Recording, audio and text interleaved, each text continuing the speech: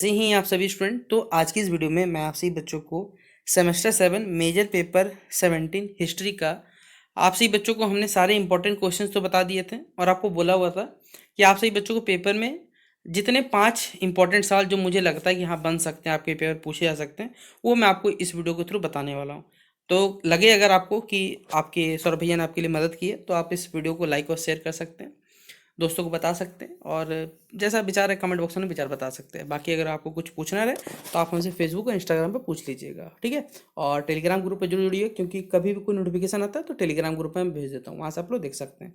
हमने सिलेबस बता दिया था, ये यूनिट 1 का सिलेबस था, यूएनओ के बारे में पढ़ना था। यूनिट 2 में बेसिकली सोवियत संघ के बारे में या डब्ल्यूटीओ के बारे में, लिबरेशन मूवमेंट, ग्लोबलाइजेशन पढ़ना था। इसी में यूनिट 3 इंक्लूडेड हो गया था हमारा। यूनिट 4 में बेसिकली टेक्नोलॉजी के बारे में पढ़ना था, न्यूक्लियर पॉलिटिक्स के बारे में पढ़ना था, वर्ल्ड पीस के बारे में पढ़ना था, ये टॉपिक था।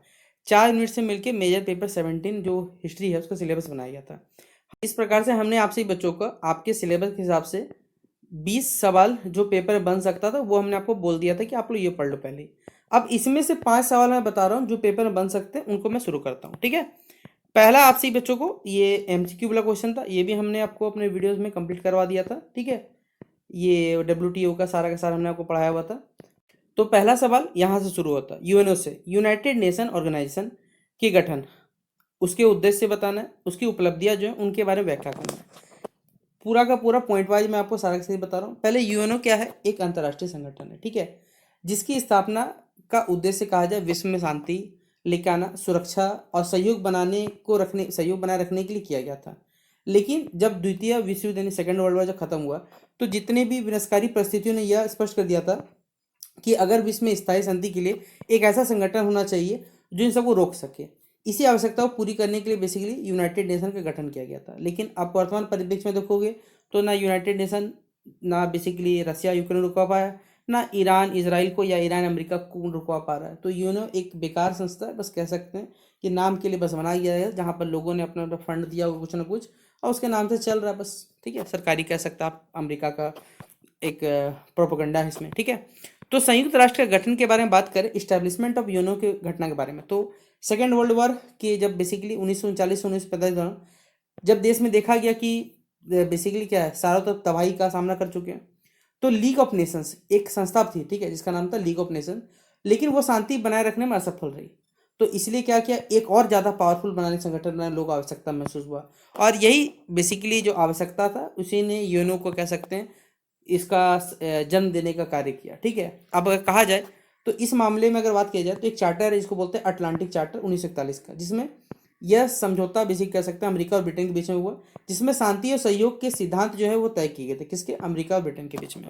फिर है मॉस्को घोषणा जो था 1943 का, इसमें संयुक्त राष्ट्र के गठन का विचार और मजबूत हुआ। फिर डम्बरटन ऑक सम्मेलन हुआ 1944 में, यहाँ संगठन जो बनने वाला है यानी ऑर्गेनाइजेशन बनेगा उसकी संरचना क्या होगी, उसके कार्यों पर चर्चा की गई। और सैन फ्रांसिस्को सम्मेलन जो 1945 में हुआ था, इसमें 50 से ज़्यादा देशों ने भाग लिया और संयुक्त राष्ट्र चार्टर पर सभी लोगों ने क्या किया, हस्ताक्षर किया कि हाँ अब ये जो संगठन बेसिकली है ना, इसे बनना चाहिए। अंततः क्या होता है, 24 अक्टूबर 1945 को संयुक्त राष्ट्र आधिकारिक रूप से यह अस्तित्व में आया। इस दिन को बेसिकली हर वर्ष हम लोग यूएन डे के नाम से जाना जाता है या मनाया जाता है, ठीक है, बस नाम से। जनरल कंपटीशन वाले छात्र छात्राओं के लिए एक बर्डन बढ़ी है, ठीक है, जबकि काम तो इसका कुछ भी नहीं है। अब इस यूएनओ का देखिए क्या उद्देश्य था, क्या इसका काम था। पहला था अंतर्राष्ट्रीय जो शांति और सुरक्षा जो है उसको बनाए रखने का कार्य था, जिसमें ये वास्तविक तौर पे असफल हमेशा से रहा है। यूएनओ का सबसे मुख्य उद्देश्य क्या है, विश्व में शांति बनाए रखना है। इसका काम है कि युद्ध को रोके, वाद विवाद जो देशों के बीच है उसको शांतिपूर्ण तरीके से निपटाए और शांति स्थापित करने में क्या करे, मदद कर सके, ठीक है। ये पहला इसका उद्देश्य था। दूसरा था, मान लीजिए कोई दो देश है जिनके बीच मैत्रीपूर्ण संबंध बनाना है और उनको विकसित करना है, क्योंकि संयुक्त राष्ट्र जितने भी देश हैं सभी के बीच सहयोग हो, भाईचारा बढ़ाया जा सके, ताकि सभी देश अंतर्राष्ट्रीय संबंध जो रह सके, इंटरनेशनल जो रिलेशन है वो मजबूत हो सके। तीसरा इसका उद्देश्य था कि सामाजिक और आर्थिक विकास को यह क्या दे, बढ़ावा दे।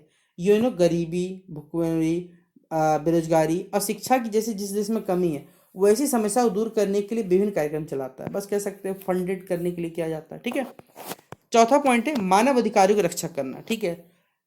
जहां अपने जैसे अमेरिका अभी बेसिकली ईरान के लोगों को मार रहा है, अभी मानव अधिकार ह्यूमन राइट्स किसी को नहीं देखने वाले, लेकिन अभी कोई दूसरा देश पे, भारत पे ठीक है, अभी कुछ काम हो जाएगा तो अभी यूएन वाले बोल के, अरे भैया आपने मानवाधिकार का उल्लंघन किया, कहाँ था सर आपका नियम ये, ठीक है। तो यह संगठन बेसिकली देखने के लिए दुनिया भर में जो मानवाधिकार की सुरक्षा करता है और सम्मान को सुरक्षित करने का प्रयास करता है, बस दिखावा करने के लिए, ठीक है। अंतर्राष्ट्रीय जो समस्या है उनका समाधान करता है, जैसे स्वास्थ्य, पर्यावरण, शिक्षा और विज्ञान जैसे क्षेत्रों में बेसिकली कहा जाए तो वैश्विक समस्याओं के समाधान के लिए यूएनओ कार्य करता है। मतलब अगर स्वास्थ्य से जुड़ी हुई कोई समस्या है, पर्यावरण संबंधी कोई समस्या है, शिक्षा से संबंधित हो गया, विज्ञान हो गया, इससे जुड़े हुए देखिए कोई भी अगर वैश्विक तौर पे कोई प्रॉब्लम है, उनको यूएनओ बेसिकली सॉल्व करने का कार्य करता है, ऐसा माना जाता है, ठीक है। इस वजह से इसका स्थापना हुआ था। अब इसकी संरचना यानी स्ट्रक्चर के बारे में बात करें तो इसके टोटल 6 इंपॉर्टेंट ऑर्गन्स है, ठीक है। कौन कौन से, आइए पार्ट ऑफ जाइन बताते हैं आपको। सबसे पहला हमारे पास है, इसके पास महासभा जनरल असेंबली है, ठीक है। ये सभी जितने भी सदस्य देश है उनका क्या करता है, प्रतिनिधित्व करने काम करता है, ठीक है, रिप्रेजेंटेटिव बनता है। दूसरा सुरक्षा परिषद मतलब सिक्योरिटी काउंसिल, शांति और सुरक्षा बनाए रखने के लिए क्या है, जिम्मेदार है कि सबको शांति सुरक्षा हम लोग बनाए रखें, इसके लिए हम काम करते हैं। तीसरा है आर्थिक और सामाजिक परिषद, ठीक है, आर्थिक और जितने भी सामाजिक विकास पर यह कार्य करने का काम करता है। अंतर्राष्ट्रीय न्यायालय जो basically international court of justice है, देशों के बीच जो विवाद का कानूनी समाधान करने का कार्य करता है। सचिवालय सेक्रेटरीट यानी प्रशासनिक कार्यों को क्या करता है, संभालता है। फिर ट्रस्टीशिप काउंसिल मतलब यहाँ पर उपनिवेश के विकास में जो बनाई गई थी, अब वो क्या हो चुका है, निष्क्रिय हो चुका है हमारे पास, ठीक है। तो और ये था बेसिकली संयुक्त राष्ट्र के बारे में। अब इसकी कुछ उपलब्धियां हैं, जैसे शांति स्थापना करना, पीस कीपिंग का, यूएनओ ने कई देशों में अपने शांति स्थापित किए, जैसे अफ्रीका में, एशिया में, मध्य पूर्व के कई क्षेत्रों में। इन सैनिकों को वो ब्लू हेलमेट के नाम से कहता है, ठीक है, मतलब सैनिक भेज के डरा धमका के कि बबलू शांति से बैठ जाओ, नहीं कुटा जाओगे, ठीक है, वरना अमेरिका सबको अपने डंडा दिखाएगा, सब शांत हो जाओगे, ठीक है। दूसरा है मानव अधिकार संरक्षण करना। 1948 में मानव अधिकार का सार्वभौमिक घोषणा मतलब यूनिवर्सल डिक्लेरेशन ह्यूमन राइट्स का अपनाया गया, जो यूएनओ के हिसाब से उसकी सबसे बड़ी उपलब्धियों में से एक है। तीसरा पॉइंट है स्वास्थ्य क्षेत्र में संगठन, स्वास्थ्य क्षेत्र में इसका योगदान, ठीक है। जैसे आपने नाम सुने हो WHO, ठीक है, कई मामलों में कई बीमारी जैसे पोलियो हो गया, चेचक को खत्म करने में सफलता इसने प्राप्त की है। लेकिन वहीं अगर आप कोविड देखोगे तो कोविड के समय ये नाकामयाब रहा, ठीक है। चौथा पॉइंट रहा शिक्षा और संस्कृति का विकास। यूनेस्को के माध्यम से शिक्षा, विज्ञान और संस्कृति के क्षेत्र में ये क्या करता है, कार्य किया जाता है। पांचवा पॉइंट है आर्थिक विकास और गरीबी का उन्मूलन करता है। देखिए यूएनओ के विभिन्न कार्यक्रम ने जितने भी विकासशील देश है उनमें गरीबी कम करने के लिए और जीवन स्तर सुधारने में यह मदद की है। पर्यावरण संरक्षण में इसने कार्य किया है, जैसे आपने विश्व पर्यावरण दिवस मनाते हैं 5 तारीख को, ठीक है, 5 जून को मनाया जाता है, ठीक है, पेरिस समझौता हुआ इसमें। अब इसका भी कुछ लिमिटेशन है, आपने देखा होगा कि संयुक्त राष्ट्र में ये जो सुरक्षा परिषद में अगर वीटो जो शक्ति है यानी वीटो पावर जो है कि कारण निर्णय लेने में कठिनाई होती है। कई बार बड़े बड़े जो देश अपने जो हित है जैसे अमेरिका रूस भाई प्राथमिकता अपने को देगा। सभी संघर्षों को रोकने में यूएन पूरी तरह कभी भी सफल नहीं रहा। तो संयुक्त राष्ट्र का सबसे महत्वपूर्ण कह सकते हैं, संयुक्त राष्ट्र विश्व का एक सबसे महत्वपूर्ण अंतर्राष्ट्रीय संगठन है जिसने शांति, सुरक्षा और विकास क्षेत्र में महत्वपूर्ण योगदान दिया है। यद्यपि इसमें बहुत सारी कमियां हैं, फिर भी माना जाता है कि विश्व में सहयोग और स्थिरता बनाने के लिए यह एक अनिवार्य संस्था है। भविष्य में यदि इसके ढांचे और कार्यप्रणाली में सुधार किया जाए तो यह और भी प्रभावी बन सकता है, ठीक है। ऐसा कसर है, मानते देखते क्या होता है। तो ये पहला सवाल था आपसी बच्चों के लिए जो यूएनओ से पूछा जाएगा। दूसरा है शीत युद्ध, कोल्ड वार के क्या कारण है, उसके क्या प्रभाव है, आइए इन पर चर्चा करते हैं हम लोग। तो कोल्ड वार के क्या कारण थे, आपको मालूम होगा दो महाशक्तियां यूएसए और सोवियत संघ। सोवियत संघ तो बाद में 1991 के बाद टूट गया था, अगर आप सही बच्चों को मालूम होगा। जो वर्तमान का रूस है वो छोटा सा पार्ट है यूएसएसआर का, ठीक है। कभी यूएसएसआर बहुत बड़ा पार्ट हुआ करता था, ठीक है, खुद में एक बहुत बड़ा संपन्न राष्ट्र था, ठीक है। तो अमेरिका और सोवियत कह सकते हैं सोवियत संघ के बीच में कभी दोनों आपस में कह सकते हैं आप लोग कि कभी डायरेक्टली तो नहीं लड़े, लेकिन इनडायरेक्टली दोनों के बीच में हमेशा तनाव, कंपटीशन का भाव और वैचारिक संघर्ष हमेशा रहा। इसी स्थिति को हम लोग बेसिकली शीत युद्ध यानी कोल्ड वार के नाम से जानते हैं।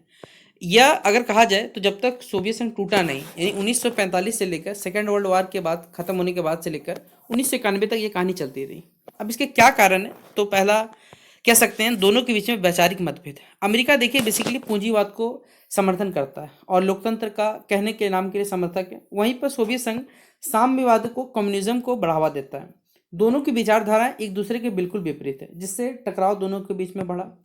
फिर था द्वितीय विश्व युद्ध के कारण जो अविश्वास पैदा हुआ। देखिए युद्ध के कारण क्या हुआ, अमेरिका और सोवियत संघ बेसिकली आता पहले सहयोगी थे, लेकिन जब सेकंड वर्ल्ड वॉर हुआ अमेरिका ने कह सकते हैं अपने दोस्त रूस को बिना पूछे या सोवियत संघ को बिना पूछे परमाणु परीक्षण कर लिया। ये बात सोवियत संघ को हजम नहीं हुई और जैसे ही युद्ध खत्म हुआ दोनों के बीच में ये जो माहौल था वो और थोड़ा गर्म हो गया। शक्ति संतुलन की होड़, दोनों महाशक्तियां विश्व में अपने शक्ति और प्रभाव बढ़ाना चाहती थी, इसलिए दोनों के बीच में कंपटीशन और तनाव बढ़ा। परमाणु हथियारों की होड़, जैसे हमने बताया अमेरिका ने सबसे पहले 1945 परमाणु प्रयोग, फिर इसके बाद सोवियत संघ ने भी क्या किया, अपने परमाणु हथियार विकसित किए। इससे हथियारों की जो होड़ है वो शुरू की। फिर है सैन्य गुटों का निर्माण करना, जैसे आपने नाम सुना नाटो, ठीक है, नॉर्थ अटलांटिक ट्रीटी ऑर्गेनाइजेशन, ये अमेरिका के नेतृत्व में चलता है। वहीं पर सोवियत संघ के नेतृत्व वार्सा पैक्ट चलता है जो 1955 में बना। इन दोनों गुटों ने बेसिकली क्या किया, विश्व को दो भाग में बांट दिया। पहला जैसे जर्मनी और बर्लिन के विभाजन है। द्वितीय विश्व युद्ध के बाद जर्मनी के दो भाग, जैसे पूर्व जर्मनी जिसे यूएसएसआर कहा जाता है और पश्चिमी जर्मनी जिसे यूएसए में बांट दिया गया। बर्लिन दीवार जो है ये इसका प्रतीक यानी प्रमाण है हमारे पास है। फिर है ट्रूमैन जो डॉक्ट्रिन या सिद्धांत कह सकते हैं, और मार्शल योजना। अमेरिका ने क्या किया, ट्रूमैन डॉक्ट्रिन 1947 और मार्शल प्लान 1947 के जरिए यूरोप में साम्यवाद को रोकने की कोशिश की, जिससे सोवियत संघ क्या हुआ, नाराज हुआ। अब ये थे शीत युद्ध के कारण। अब इसके क्या प्रभाव हुए। पहला तो विश्व को दो गुट में बढ़ गया हमारे पास है, पूरी दुनिया दो खेमे में बढ़ गई। पहला अमेरिका समर्थक होगा या तो सोवियत संघ होगा।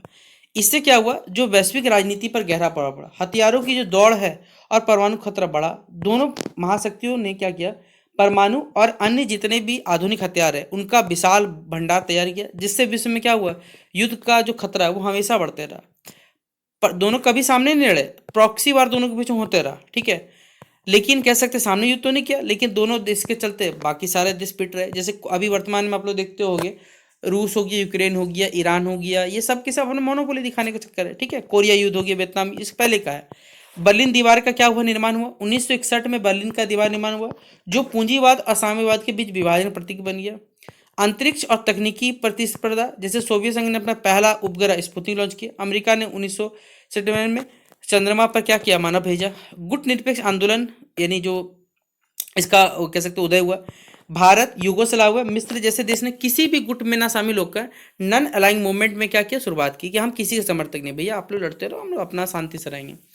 फिर है संयुक्त राष्ट्र की भूमिका में वृद्धि हुई। यूनियन ने शांति बनाए रखने के लिए और संघर्षों को रोकने के लिए महत्वपूर्ण भूमिका निभाई।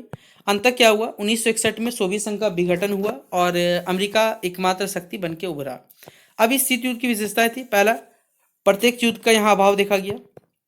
दूसरा हमारे पास है वैचारिक संघर्ष था, हथियारों की होड़ थी, साथ ही साथ प्रचार युद्ध था, प्रोपेगेंडा वार था, जासूसी और गुप्त गतिविधियां चलती थी। शीत युद्ध आधुनिक जो विश्व इतिहास हमारा, इसकी महत्वपूर्ण घटना है जिसने अंतर्राष्ट्रीय राजनीति, अर्थव्यवस्था, समाज पर गहरा प्रभाव डाला। इससे दुनिया को दो कैटेगरी, दो ग्रुप्स में बांट दिया। हालांकि ये कभी प्रत्यक्ष नहीं था, लेकिन इसके प्रभाव किसी विश्व युद्ध से कभी कम नहीं थे, ठीक है। ये था दूसरा क्वेश्चन। तीसरा क्वेश्चन है ग्लोबलाइजेशन से, यानी कि वैश्वीकरण से। तो वैश्वीकरण के क्या कारण है और क्या प्रभाव है, आइए जानने की कोशिश करते हैं हम लोग, ठीक है। तो वैश्वीकरण एक ऐसी प्रक्रिया है जिसके माध्यम से दुनिया के विभिन्न देश, चाहे वो आर्थिक रूप से हो, सामाजिक रूप से हो, सांस्कृतिक हो और राजनीतिक रूप से एक दूसरे से जुड़ते जा रहे हैं। मतलब ग्लोबलाइजेशन मतलब अपने देश को विश्व स्तर पर पहचान दिलाना, कह सकते हैं विश्व स्तर पर लोगों जोड़ना, ये कहलाता है वैश्वीकरण कहलाता है। इसमें हम लोग वस्तुएं हो, चाहे गुड्स हो, सर्विसेज हो, पूंजी हो, तकनीक हो, विचारों का आदान प्रदान करते हैं और ये वैश्विक स्तर पर होता है। 20वीं शताब्दी के उत्तरार्ध में हम लोगों ने क्या किया, वैश्वीकरण की गति तेज हुई। आज ये आधुनिक विश्व की कह सकते हैं प्रमुख विशेषता बन चुकी है हमारे पास। तो वैश्वीकरण वो प्रक्रिया है, ये हमने आपको बता दिया, जिससे लोग क्या होते हैं, जिससे जो देश रहता है संपन्न राष्ट्र बोली या जो तो अगला है वैश्वीकरण के क्या कारण है, क्या कॉजेज आई जानते हैं। पहला तकनीकी विकास, टेक्नोलॉजिकल एडवांसमेंट हमारे पास है। सूचना और जो संचार प्रौद्योगिकी यानी आईसीटी जो सेक्टर है बेसिकली हमारे पास, इसमें तेजी ने विकास से दुनिया को क्या किया, ग्लोबल विलेज बना दिया। जैसे इंटरनेट, मोबाइल, सैटेलाइट आदि के माध्यम से देशों के बीच में संपर्क जो हुआ वो आसान हुआ। परिवहन और संचार के साधनों में लगातार सुधार हुआ। तेज और सस्ते परिवहन जिनमें हवाई जहाज, कंटेनर शिप तथा संचार के साधनों ने अंतर्राष्ट्रीय व्यापार और यात्रा को क्या बनाया, आसान बनाया। उदारीकरण और निजीकरण, कई देशों ने अपनी अर्थव्यवस्था को बनाए रखने की अर्थव्यवस्था को खोल दिया, जिससे व्यापार पर प्रतिबंध कम हुआ और जो भी निजी सेक्टर्स थे उनको बढ़ावा मिले, जिससे विदेशी निवेश बढ़ा। बहुराष्ट्रीय कंपनियों का विस्तार हुआ, एमएनसी मल्टीनेशनल कंपनीज है उनका बेसिकली विभिन्न देशों में निवेश बढ़ा, उत्पादन करके वैश्विक बाजार को ये जोड़ती है। अंतर्राष्ट्रीय संगठनों की भूमिका, जिनमें वर्ल्ड ट्रेड ऑर्गेनाइजेशन हो गया, आईएमएफ हो गया, वर्ल्ड बैंक हो, जैसी संस्थाओं ने मुक्त व्यापार को बढ़ावा दिया। शीत युद्ध का अंत हुआ 1991 में। शीत युद्ध समाप्त होने के बाद जितनी भी पूंजीवादी व्यवस्था है उसका प्रभाव बढ़ा, जिससे वैश्वीकरण को गति मिली। बाजार अर्थव्यवस्था का प्रसार हुआ, हमारे पास है अधिकांश देशों ने बाजार आधारित जो अर्थव्यवस्था उसने अपनाई, जिससे क्या हुआ, वैश्विक व्यापार और जो निवेश है उसमें वृद्धि देखने का कारण रहा। ठीक है, अब इस वैश्वीकरण के क्या क्या प्रभाव अगर बात करें तो दोनों ही प्रभाव है, चाहे वो सकारात्मक पक्ष में बोलिए चाहे नकारात्मक बोलिए। सकारात्मक देखा जाए तो आर्थिक विकास हुआ, इकोनॉमिकल डेवलपमेंट हुआ, वैश्वीकरण से व्यापार और निवेश में वृद्धि हुई, जिससे कई देशों की अर्थव्यवस्था मजबूत हुई, रोजगार के नए नए अवसर मिले, क्योंकि नई नई कंपनीज आएंगी, उद्योग आएगा तो सिंपल सा बात है आईटी सेक्टर बढ़ेगा, सेवा सर्विस सेक्टर बढ़ेगा, तकनीकी का प्रगति हुआ, हमारे पास है नई नई टेक्नोलॉजी का तेजी से प्रसार हुआ, जिससे उत्पादन और जीवन स्तर में सुधार हुआ। उपभोक्ताओं के लिए, कंज्यूमर के लिए भी देखिए अच्छा खासा लाभ हुआ, क्योंकि विभिन्न देशों के सस्ते और बेहतर कंपटीशन जब रहेगा तो दाम सस्ता होगा। सांस्कृतिक आदान प्रदान हुआ, विभिन्न संस्कृतियों के बीच में संपर्क बढ़ा, जिसने आपसी समझ और सहयोग बढ़ाया। ये तो पॉजिटिव कुछ पॉइंट्स है। नेगेटिव इफेक्ट्स भी अगर बात करें, आर्थिक असमानता बढ़ी। अगर आप देखोगे लोग, बड़े लोग और अमीर होते जा रहे हैं, गरीब और होते चले, मध्य वर्ग किसी के नहीं है, मतलब ना वो अमीर रहे ना गरीब रहे, इस प्रकार से कह सकते हैं आर्थिक असमानता बढ़ी है। स्थानीय जो उद्योग है, क्योंकि जब देखिए आजकल हमारे पास क्या है, हम लोग ऑनलाइन जो भी प्रोडक्ट्स आता है पहले सबसे पहले ऑनलाइन की कोशिश करते हैं, और जब ऑनलाइन लेंगे तो ऑनलाइन तो बड़े बड़े स्टोर से आते हैं, इनसे तो बड़ा बड़ा बिजनेस चलता है, लेकिन जो लोकल दुकानदार रहते हैं वो उनका बिजनेस ठप हो जाता है। सांस्कृतिक प्रभाव, आपको मालूम, वेस्टर्न कल्चर आने से हमारे देश का जो कल्चर है, हमारे देश के जो युवा वर्ग है, ठीक है, चाहे वो कह सकते हैं लड़के हो चाहे लड़कियां हो, ये हमारी संस्कृति को और खराब करते चला जा रहा है। ठीक है, पर्यावरणीय समस्याएं, औद्योगिकरण और उत्पादन बढ़ने से प्रदूषण और पर्यावरण की समस्या लगातार बढ़ रही है। श्रमिकों का शोषण हुआ है, क्योंकि कुछ देशों में सस्ते श्रम से उपयोग करके कंपनियां जो है श्रमिकों का जो शोषण करने कार्य करती है। ठीक है, भारत में वैश्वीकरण का अगर प्रभाव बात करें तो ये 1991 के बाद हुआ, क्योंकि बेसिकली देश में आर्थिक संकट आ चुका था, तो आर्थिक संकट को निपटाने के लिए हमने क्या किया, एलपीजी रिफॉर्म्स अपनाए, लिबरलाइजेशन, प्राइवेटाइजेशन और ग्लोबलाइजेशन। ठीक है, नहीं तो ताकि विदेशी व्यापार, विदेशी जो निवेश है वो बढ़े और आईटी सेक्टर का विकास हुआ, रोजगार और शिक्षा के अवसर बढ़े, हमारे पास है नई कंपनियों के अवसर बढ़े और शिक्षा के क्षेत्र में अंतर्राष्ट्रीय स्तर पर प्रतिस्पर्धा मिली। उपभोक्ता संस्कृति, विदेशी ब्रांड और उत्पादों की उपलब्धता बढ़ी, जिससे उपभोक्ताओं को अधिक विकल्प मिले। चुनौतियां देखा जाए तो हालांकि छोटे उद्योग और किसानों को प्रतिस्पर्धा यानी कॉम्पिटिशन के कारण कठिनाइयों का सामना करना पड़ा। तो वैश्वीकरण एक ऐसी प्रक्रिया है जिसने दुनिया को एक मंच पर ला दिया। इसके कारण देशों के बीच दूरी कम हुई और विकास के नए अवसर पैदा हुए। हालांकि इसकी कुछ नकारात्मक प्रभाव है, लेकिन कहा जाए अगर सही नीति और संतुलन से देखा जाए तो इन सभी चुनौतियों का हम लोग सामना कर सकते हैं या कम किया जा सकता है। तो ये था वैश्वीकरण से जुड़ा हुआ सवाल। अगला हमारे पास है सोवियत संघ का विघटन, जिसे हम लोग dissolution of the Soviet union कहते हैं, और शीत युद्ध के अंत के कारणों की व्याख्या करें। जैसा कि हमने आपको बताया था, शीत युद्ध 1945 से शुरू हुआ था, 1991 तक चला था। ठीक है, द्वितीय विश्व युद्ध खत्म हुआ, वहां से लेकर सोवियत संघ टूटा, उस दिन तक चलते रहा ये। ठीक है, अब 20वीं शताब्दी में को मालूम होगा कि अंतिम दशक में विश्व राजनीति जो हमारे पास है उसमें कई ऐतिहासिक परिवर्तन देखने मिले, जैसे यूएसएसआर का विघटन हुआ और शीत युद्ध का अंत हुआ। यह घटना न केवल यूरोप बल्कि पूरे विश्व के लिए एक निर्णायक साबित हुई। 1991 में सोवियत संघ के टूटने के साथ लगभग 45 साल तक चलते रहा ये युद्ध समाप्त हुआ और विश्व में एक नई राजनीतिक व्यवस्था का उदय देखने को मिला हमें। तो सोवियत संघ के विघटन के क्या कारण थे? पहला, आर्थिक कमजोरी, इकोनॉमिक वीकनेस। सोवियत संघ की अर्थव्यवस्था अत्यधिक केंद्रीकृत थी, जो समय के साथ कमजोर होती चली गई, जिससे क्या हुआ, उत्पादन में गिरावट हुई, उपभोक्ता वस्तुओं की कमी हुई, कृषि और उद्योग में असफलता मिली। इससे जनता में क्या हुआ, असंतोष बढ़ा। अगर हम बात करें गोर्बाचोव की नीति है, क्योंकि देखिए उस टाइम मिखाइल गोर्बाचोव जो थे बेसिकली उन्होंने सुधार के लिए दो महत्वपूर्ण नीति अपनाई। पहला ग्लासनोस्ट, ठीक है, जिसे अभिव्यक्ति की स्वतंत्रता, और था पेरेस्ट्रोइका, जिसे आर्थिक सुधार कहा जाता है। इन नीतियों ने बेसिकली क्या किया, व्यवस्था में खुलापन लाया, लेकिन साथ ही साथ सरकार की जो कमजोरियां थी वो भी उजागर हो गई। ठीक है, फिर राष्ट्रवाद का उदय। सोवियत संघ में कई गणराज्य थे, जैसे यूक्रेन आप देख रहे हैं वर्तमान का, लिथुआनिया हो गया, एस्टोनिया हो गया, बहुत सारे हैं। ठीक है, इन क्षेत्रों में स्वतंत्रता की मांग बढ़ने लगी, जिससे जो संघ था वो कमजोर होते चला गया। फिर राजनीतिक अस्थिरता भी एक कारण है हमारे पास है। कम्युनिस्ट पार्टी की जो पकड़ है वो कमजोर होने लगी, जनता का विश्वास कम होने लगा और साथ ही साथ विरोध जो है वो आंदोलन बढ़े, सत्ता में अस्थिरता आई, हथियारों की दौड़ का दबदबा बढ़ा, अमेरिका के साथ कंपटीशन के चक्कर में सोवियत संघ ने अत्यधिक संसाधन क्षेत्र में खर्च कर दिए, जिससे उसकी अर्थव्यवस्था पर भारी बेसिकली दबाव पड़ा। पूर्वी यूरोप में क्रांति, ठीक है, जैसे पोलैंड, हंगरी, चेकोस्लोवाकिया में साम्यवादी सरकारें गिर गई, इससे सोवियत संघ का प्रभाव कमजोर हो गया। अगस्त 1991 का जो तख्ता पलट हुआ, कुछ कट्टरपंथी नेताओं ने क्या किया, जो गोराचेव थे उनके खिलाफ तख्ता पलट कोशिश की, जो असफल रहा। इस घटना के बाद सोवियत संघ जो है वो पूरी तरह कमजोर हो गया, ठीक है। अंततः क्या हुआ था, दिसंबर 1991 में सोवियत संघ आधिकारिक रूप से विघटित हो गया और 15 कह सकते हैं स्वतंत्र देश बने। शीत युद्ध के अंत के कुछ कारण है, ठीक है, जैसे अगर कहा जाए सोवियत संघ का विघटन, उनमें से मुख्यतः कारण है यूएसएसआर के टूटने के कारण अमेरिका का मुख्य प्रतिद्वंदी समाप्त हो गया, जिससे शीत युद्ध क्या खुद ही खुद समाप्त हो गया। फिर अगला पॉइंट है हमारे पास है गोरबाचेव की जो शांतिपूर्ण नीतियां हैं, जिनमें जैसे उन्होंने पश्चिमी देशों के साथ संबंध सुधारने का प्रयास किया, हथियारों की कमी हुई, समझौते और वार्ता। फिर आर्थिक संकट था, जैसे सोवियत संघ की आर्थिक स्थिति इतनी कमजोर गई थी कि वो अमेरिका के साथ अब प्रतिस्पर्धा मतलब कॉम्पिटिशन नहीं कर सकता था। बर्लिन दीवार का पतन हुआ, बर्लिन दीवार का गिरना पूंजीवाद और साम्यवाद के बीच एक विभाजन के अंत का प्रतीक बन चुका था। पूर्वी यूरोप में लोकतंत्र का उदय हुआ, कई देशों में साम्यवाद समाप्त हो गया और लोकतांत्रिक सरकारें स्थापित हुई। हथियारों की दौड़ से थकान हुआ, दोनों महाशक्तियां पिछले लंबे समय तक हथियारों दौड़ से थक चुकी थी और शांति की ओर सब बढ़ना चाहती थी। अंतर्राष्ट्रीय दबाव भी था, क्योंकि विश्व समुदाय शांति और सहयोग चाहता था, जिससे शीत युद्ध समाप्त करने को दबाव पड़ा। परिणाम यही हुआ कि अमेरिका को एकमात्र महाशक्ति बन गया, नई विश्व व्यवस्था बनी, ठीक है, मल्टीपोलरिटी की शुरुआत हुई, स्वतंत्र राष्ट्रों का उदय हुआ, सोवियत संघ टूटा तो 15 नए देश अस्तित्व में, वैश्वीकरण को बढ़ावा मिला, तो सोवियत संगठन का विघटन और कह सकते हैं शीत युद्ध का अंत विश्व इतिहास की महत्वपूर्ण घटनाओं में से एक है।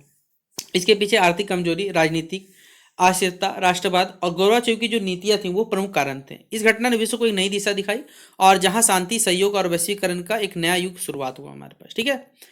अगला हमारे पास सवाल है और लास्ट सवाल है, परमाणु राजनीति यानी न्यूक्लियर पॉलिटिक्स और विश्व शांति में उसकी भूमिका की व्याख्या करें। तो परमाणु राजनीति से आशय उन नीति, रणनीति और अंतर्राष्ट्रीय संबंध से जो परमाणु हथियारों के निर्माण से लेकर नियंत्रण हो गया, उसका प्रसार हो गया और उपयोग संबंधित होता है। द्वितीय विश्व युद्ध के अंत में जब हिरोशिमा और नागासाकी में परमाणु बम गिराए जाने पर विश्व ने क्या किया, परमाणु शक्ति की भयावहता को देखा। इसके बाद से परमाणु के जो हथियार है उसके लिए अंतर्राष्ट्रीय राजनीति का महत्वपूर्ण हिस्सा बन गया। जैसे परमाणु राजनीति का अर्थ स्वरूप कहा जाने लगा, इसमें कुछ महत्व, जैसे परमाणु हथियारों को विकास और भंडारण किया जाने लगा, देशों के बीच शक्ति संतुलन बनाए रखने स्टार्ट हुआ, परमाणु अप्रसार हुआ, कह सकते हैं निशस्त्रीकरण का कोशिशें की गई। परमाणु रखने वाले देश जैसे अमेरिका, रूस, फ्रांस, ब्रिटेन आदि वैश्विक कह सकते हैं राजनीति के विशेष प्रभाव रखते थे।